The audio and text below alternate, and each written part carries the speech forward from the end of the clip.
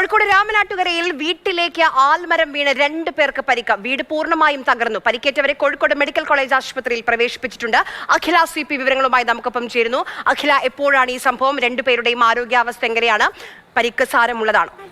കാരാട് തിരുത്തുമ്മൽ ക്ഷേത്രത്തിലെ ഏകദേശം 7 മീറ്ററോളം ചുറ്റളവുള്ള വലിയ ആൽമരമാണ് ഇന്ന് പുലർച്ചെ ഏകദേശം 1:30 വീണത്. അതിനടിയിലായി, അതായത് ഈ ആൽമരം നിൽക്കുന്നതിൻ്റെ താഴെയായി ഒരു വീടുണ്ട്. ആ വീട്ടിലെ 4 പേർക്കാണ് ഇപ്പോൾ പരിക്ക് പറ്റിയിട്ടുള്ളത്. 2 പേരെ ഗുരുതര പരിക്കുകളോടെ കോഴിക്കോട് മെഡിക്കൽ കോളേജ് ആശുപത്രിയിൽ പ്രവേശിപ്പിച്ചിട്ടുണ്ട്. ഏകദേശം 800 വർഷത്തോളം പഴക്കമുള്ള ആൽമരമാണ് വീണത് എന്നാണ് ഇപ്പോൾ നാട്ടുകാർ നമ്മളോട് പങ്കുവെക്കുന്ന വിവരം. അപ്പോൾ അവർ വീണ് ഇതിൻ്റെ അകത്തനി വാതിലൊക്കെ ചവിട്ടി പൊളിച്ച് കൊണ്ടുപോയി. 4 ആൾക്ക് പരിക്കാല്, 2 ആൾക്ക് ദിവസം ഗുരുതരാണ്, 2 ആൾ കൊണ്ട് പോകുന്നത്.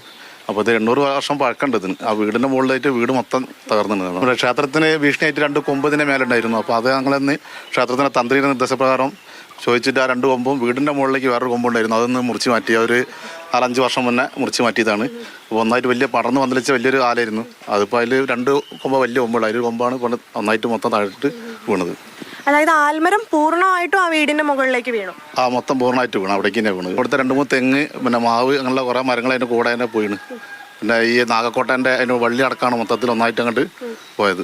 പരിക്കേറ്റവരുടെ ആരോഗ്യാവസ്ഥ എങ്ങനെയാണ്? അവിടുത്തെ താഴെയുള്ള അമ്മേൻ്റെ വാരിലിനൊരു പൊട്ടുണ്ട്, പിന്നെ അച്ഛൻ്റെ തലക്ക് മുറിയുണ്ട്, ഒരാൾക്ക് കാലിന് ഇഞ്ചറി ഉണ്ട്, അതിന് പ്ലാസ്റ്റർ ഇട്ടിന് അവരും കൊണ്ട് പോകുന്നത്. 2 ആൾ ഇപ്പം മെഡിക്കൽ കോളേജിൽ തന്നെ ഉള്ളത്, 2 ആൾ ഇങ്ങോട്ട് തിരിച്ച് വീട്ടിലേക്ക് പോകുന്നത്. രാവിലെ തന്നെ ഒരു 6 മണിയാകുമ്പോൾ ഞങ്ങളിവിടെ എത്തി. ഇപ്പോൾ വന്നപ്പോൾ തന്നെ അടുത്തുള്ള ആൾക്കാരെല്ലാം കൂടി വന്നിട്ടാണ് രക്ഷപ്പെടുത്തി നേരെ രാത്രി മെഡിക്കൽ കോളേജിലേക്ക് കൊണ്ടുപോകുന്നത്. ഇവിടുത്തെ അച്ഛൻ നേരെ ഇത് പിന്നെ പൊട്ടി വീണപ്പോഴത്തെ ശബ്ദം കേട്ട് പുറത്ത് എങ്ങനെയൊക്കെയോ ഇറങ്ങി അടുത്തുള്ള നമ്മളൊരു സുഹൃത്തിൻ്റെ വീട്, ഷൈജു പറഞ്ഞ സുഹൃത്തിൻ്റെ വീട്ടിൽ ചെന്നപ്പോൾ ആകെ രക്തത്തിൽ കുളിച്ചിട്ടുണ്ട്.